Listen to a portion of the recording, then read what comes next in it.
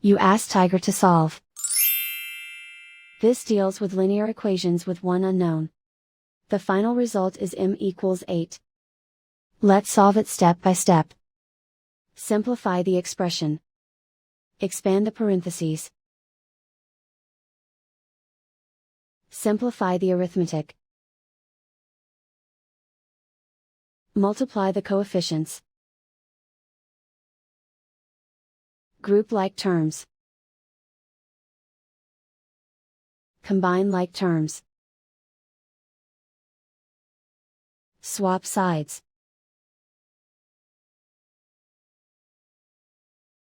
Group all constants on the right side of the equation. Add 7 to both sides. Simplify the arithmetic.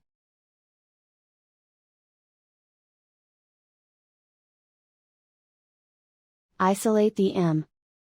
Divide both sides by 52.